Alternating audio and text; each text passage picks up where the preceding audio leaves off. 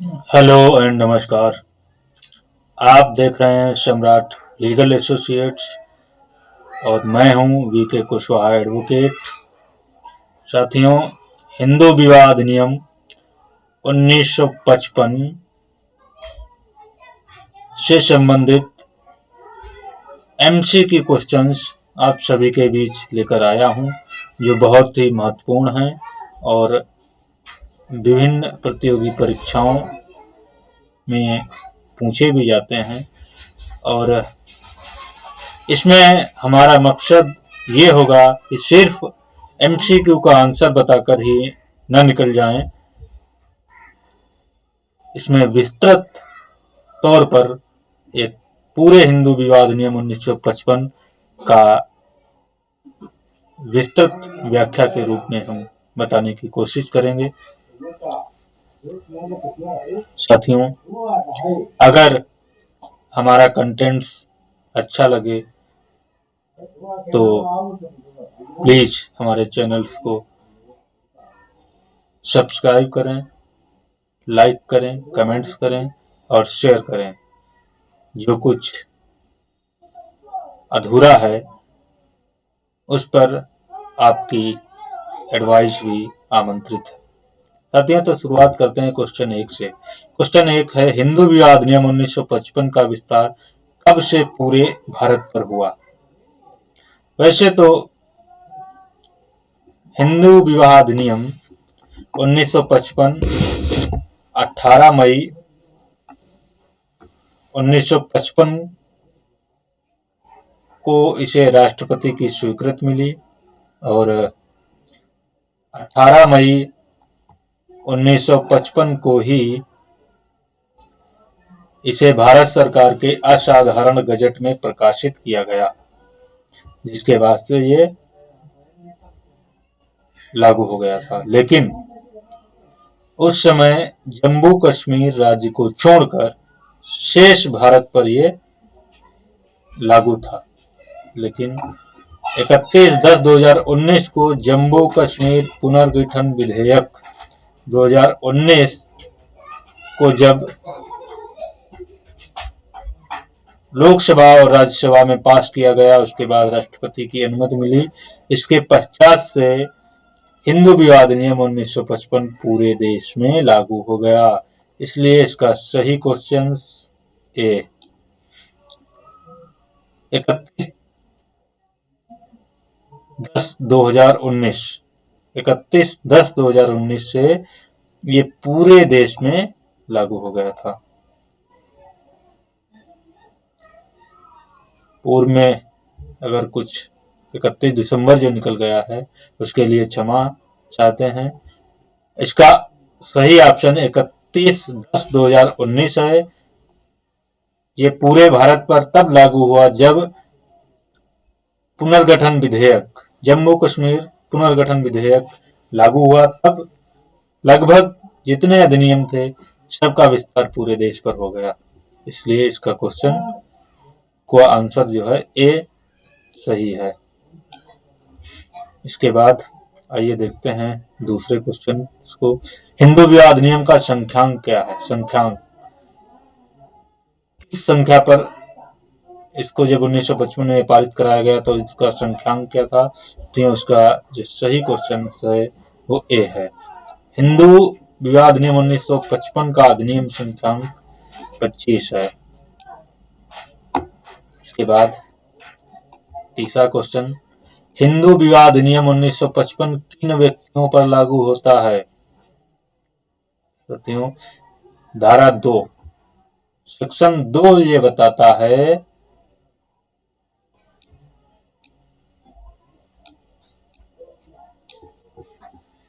Section 2 ये बताता है कि ये किन किन व्यक्तियों पर लागू होगा। उसमें प्रार्थना समाज के भी हैं, आर्य समाज के मानने वाले जो लोग हैं, या शैव को मानने वाले लोग हैं, या जो धर्मता हिंदू हैं, बौद्ध हैं, सिख हैं। इसके अलावा जो है जो जैन हैं, और इन सभी पर यह हिंदू विवाह अधिनियम 1955 लागू होता है। तो इसका आंसर है डी। का सही आंसर जो है डी है। इसके बाद अगला क्वेश्चन, इस मामले में यह निर्धारित किया गया कि हिंदू जन्म से होता है और बनाया भी जाता है। हिंदू जन्म से होता है और बनाया भी जाता है। ये प्रिवी काउंसिल के द्वारा पारित किया गया जजमेंट था, जो अब्राहिम बनाम अब्राहम के बाद में जो है ये बताया गया, ये निर्धारित किया गया कि कोई हिंदू जो है वो हिंदू जन्म से होता है और उसके अलावा वो धर्म परिवर्तन करके भी हिंदू हो सकता है। इसके अलावा जो एक केस दिया गया है सरला मृदुगुल बनाम भारत संघ, ये संबंधित है द्विविवाह से।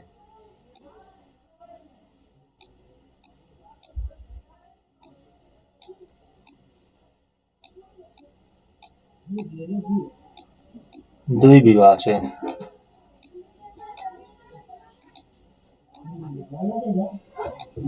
उसमें था ये कि जो पति था वो धर्म परिवर्तन करके मुस्लिम बन गया। उसके बाद भी अदालत के द्वारा उसे द्विविवाह के लिए दोषी पाया गया और उसने दूसरा विवाह कर लिया था। द्विविवाह के आरोप उस पर तय किया गया, क्योंकि उसमें कहा गया था कि पहली शादी के होते हुए, क्योंकि हिंदू धर्म में उसने पूरी शादी की थी, पहली शादी, और उससे बचने के लिए उसने इस्लाम धर्म ग्रहण कर लिया और अपनी दूसरी शादी कर ली। तो न्यायालय ने ये माना कि सिर्फ धर्म परिवर्तन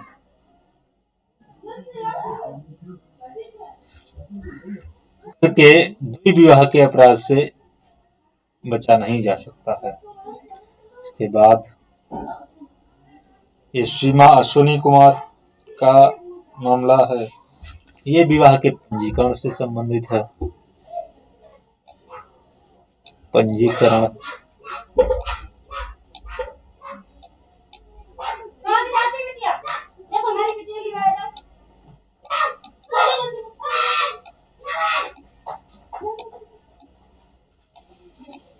विवाहों के पंजीकरण के संबंध में है। इसमें जो है न्यायालय द्वारा जो आदेश पारित किया गया था, इसमें ये केंद्र सरकार और राज्य सरकार को निर्देशित किया गया था कि वो विवाह को पंजीकरण बनाए जाने के संबंध में आवश्यक कदम उठाएं। इसके बाद अगला क्वेश्चन नंबर 5, हिंदू विवाह अधिनियम 1955 की किस धारा में एक वैध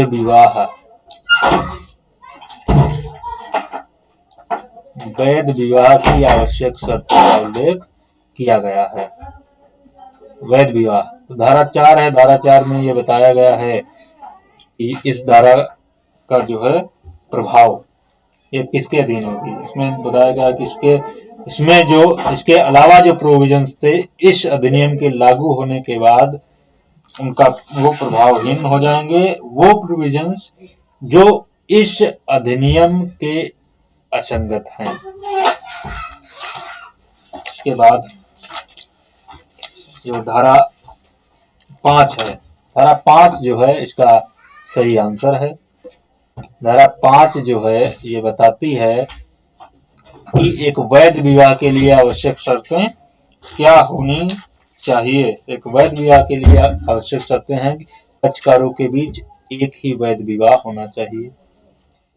दूसरा, दोनों पक्षकार मानसिक रूप से स्वस्थ होने चाहिए, यानी कि उनके बीच कोई भी मानसिक विकार या रोग नहीं होना चाहिए। आयु के संबंध में तीसरा है, आयु के संबंध में कि दोनों में से कानूनन जो वर की आयु है विवाह के समय 21 वर्ष पूरी होनी चाहिए और वधू की आयु है 18 से कम होनी नहीं चाहिए। धारा 7 जो है इसके कर्म कांडों के बारे में बात करता है। कर्म कांडों के बारे में बात करता है। इसमें कर्म कांड जो विधिवत विवाह होना चाहिए वो विधिवत कर्म कांडों और रीति रिवाजों के अनुसार होना चाहिए, जैसे विवाह होम वगैरह है, कन्यादान है, और सबसे महत्वपूर्ण है सप्तपदी यानी 7 फेरे। अग्नि को के समक्ष 7 फेरे। एक वैध विवाह तभी माना जाएगा जब अग्नि के समक्ष 7 फेरे पूरे हो जाएं, इसे सप्तपदी कहा जाता है। डी विवाहों के पंजीकरण के संबंध में है। धारा 8 विवाहों के पंजीकरण के संबंध में है। अगला जो क्वेश्चन है नंबर 6, हिंदू विवाह अधिनियम 1955 के अनुसार विवाह के पंजीकरण के संबंध में नियम कौन बनाएगा? विवाह के पंजीकरण के संबंध में नियम कौन बनाएगा? तो ये धारा 8 बताती है, भी हम पढ़ चुके हैं धारा 8। इसमें जो है विवाहों के पंजीकरण के संबंध में नियम धारा 8 बताती है कि इसके संबंध में राज्य सरकार नियम बनाएगी। कौन बनाएगा? राज्य सरकार इसके संबंध में नियम बनाएगी। दाम्पत्य, अगला क्वेश्चन नंबर है 7, दाम्पत्य अधिकारों के पुनर्स्थापन हेतु पक्षकार अर्जी किस न्यायालय में प्रस्तुत कर सकता है? क्षेत्राधिकार से संबंधित है, इसके लिए इसका क्वेश्चन 7 का आंसर सही है ए, जिला न्यायालय। जिला न्यायालय या अगर परिवार न्यायालय जहां है तो परिवार न्यायालय।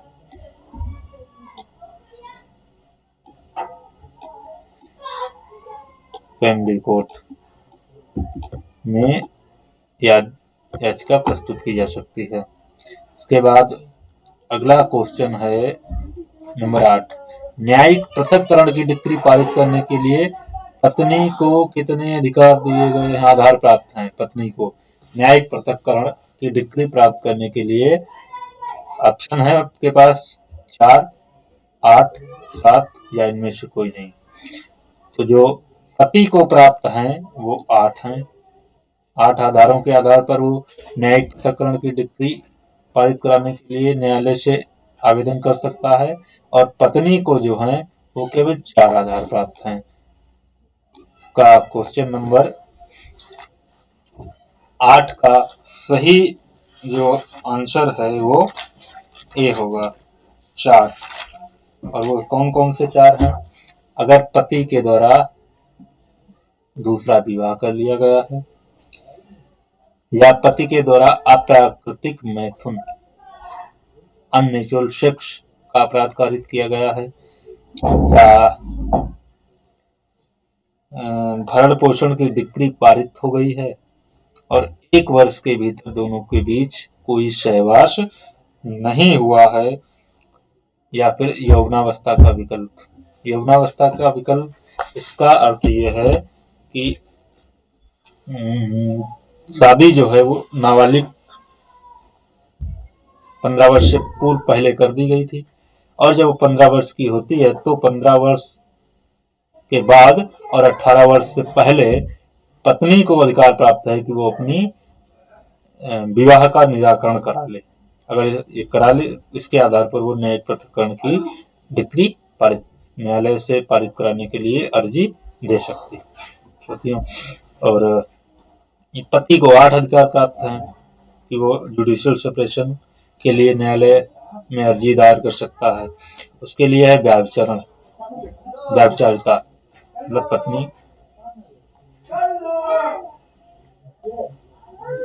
पति पत्नी दोनों को जो है अधिकार जो प्राप्त हैं वो 8 तथ्यों के आधार पर, फैक्ट के आधार पर न्यायालय से विवाह को जो है न्यायिक पृथक्करण की डिक्री पारित कराने के लिए आवेदन कर सकता है। उसके बाद क्वेश्चन नंबर 9 है। क्वेश्चन नंबर 9 कहता है शून्य विवाह से उत्पन्न संतानों की स्थिति क्या होगी, क्या वो धर्मज होंगी या अधर्मज होंगी। धर्मज का मतलब है जो शून्य विवाह या शून्य कर्ण विवाह जो है उनसे जो संतान होंगी वो हिंदू विवाह अधिनियम 1955 कहता है कि वो पूरी तरह से धर्मज होंगी यानी कि वैध होंगी और उन्हें माता पिता की संपत्ति में हक का पूरा अधिकार होगा, जैसे एक वैध विवाह से जन्मे बच्चे को होता है। इसके बाद क्वेश्चन नंबर 10, पति की नपुंसकता के कारण विवाह के पश्चात संभोग नहीं हुआ है तो ऐसे विवाह को क्या माना जाएगा। एक वैध विवाह माना जाएगा। ऑप्शन है पहला एक वैध विवाह, दूसरा ऑप्शन है शून्य विवाह और तीसरा ऑप्शन है शून्य करणीय विवाह और चौथा ऑप्शन है इनमें से कोई नहीं। शून्य विवाह तब होता है जब वो धारा 5 अधिनियम की धारा 5 में जो 5 कंडीशंस दी गई हैं उनको पूरा नहीं करता है। 5 में से जो 5 कंडीशंस हैं उनको पूरा नहीं कर पाता है। 1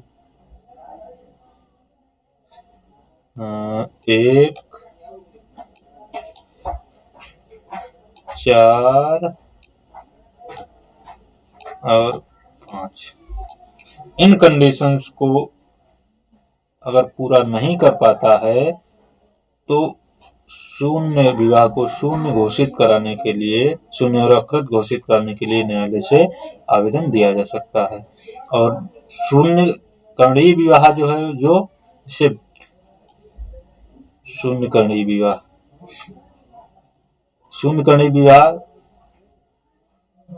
धारा जो है 12 के तहत,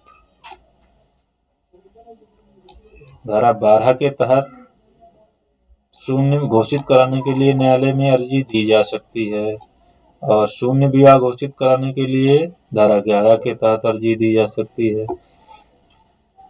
क्लियर। इसका जो है ऑप्शन सी होगा, इसका सही ऑप्शन नंबर सी होगा। इसके बाद है क्वेश्चन नंबर 11। क्वेश्चन नंबर 11 है हिंदू विवाह अधिनियम 1955 के अनुसार एक वैध विवाह के लिए क्या आवश्यक। वैध विवाह के लिए क्या आवश्यक, विवाह अधिनियम की धारा 5 के अनुरूप हो, यानी कि जो विवाह किया गया है वो धारा 5 के अनुरूप हो, धारा 5 में जो कंडीशन दी गई हैं उनको पूरा करता हो, या ऑप्शन नंबर बी है विवाह अधिनियम की धारा 6 को पूरा करता हो। फिर तीसरा है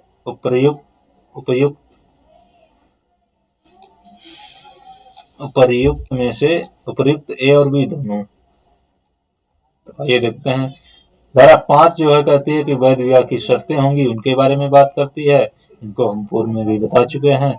और धारा जो बी धारा 6 जो बात करती है कर्मकांडों के बारे में। कर्मकांडों में जैसे कन्यादान है, पाणी ग्रहण है, पैर पूजने की जो व्यवस्था, या विवाह होम है, और सबसे महत्वपूर्ण सप्तपदी। अगर इन दोनों कंडीशंस को जो है ये फॉलो होनी चाहिए, क्योंकि धारा 5 की कंडीशन भी फॉलो होनी चाहिए, उसके अलावा जो कर्मकांड है वो भी होने चाहिए। धारा 12 क्वेश्चन नंबर 12, हिंदू विवाह अधिनियम 1955 की किस धारा में यह कहा गया है कि कोई भी न्यायालय विवाह के 1 वर्ष के भीतर विवाह विच्छेद के लिए अर्जी स्वीकार नहीं करेगा।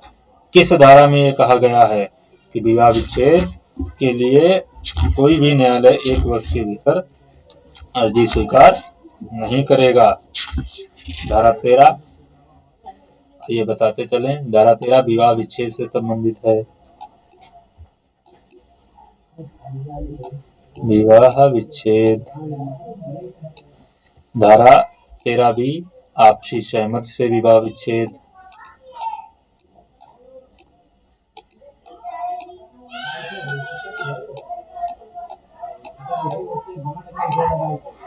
आपसी सहमति से विवाह विच्छेद। धारा 8 जो है रजिस्ट्रेशन की बात करता है, यानी पंजीकरण की बात करता है।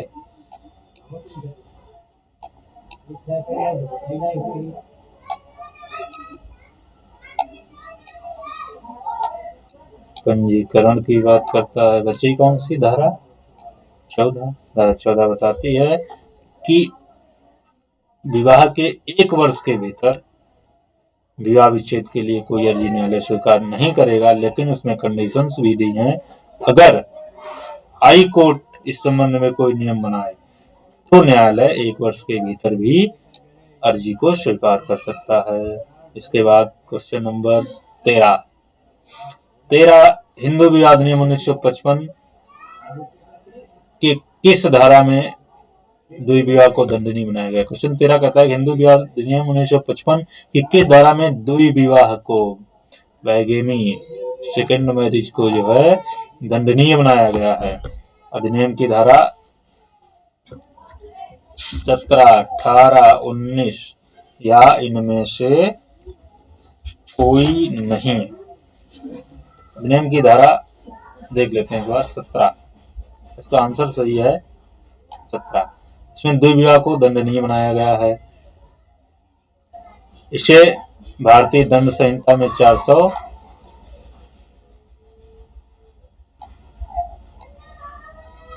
495 में जो है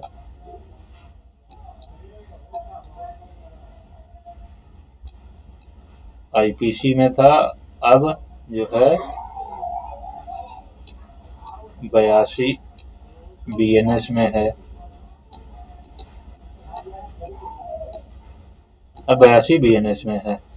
इसके बाद जो है अधिनियम की धारा 18। अधिनियम की धारा 18 जो है बात करती है कि जब विवाह धारा 5 की शर्तों के उल्लंघन में हो उसके संबंध में बात करती है। अधिनियम की धारा जो 19 जो है वो क्षेत्राधिकार की बात करती है। क्षेत्राधिकार की बात करती है कि जो है इस अधिनियम के तहत जो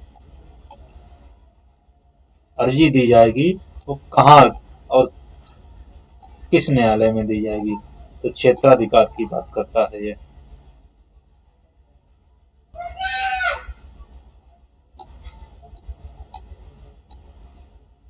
क्षेत्राधिकार की बात करता है।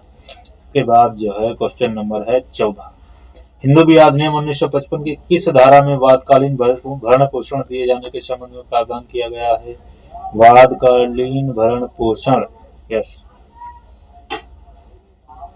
एक एक धारा की बात करते हैं। अधिनियम की धारा 24, अधिनियम की धारा 21, अधिनियम की धारा 9 और इनमें से कोई नहीं। इसका सही आंसर है ए, अधिनियम की धारा 24।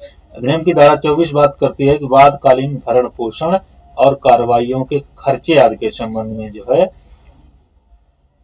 अर्जी न्यायालय में अर्जी दिए जाने के संबंध में बात करती है। अगर पति के द्वारा मान लिया गया कि धारा 9 का मुकदमा जो है विदाई के लिए दायर किया गया है तो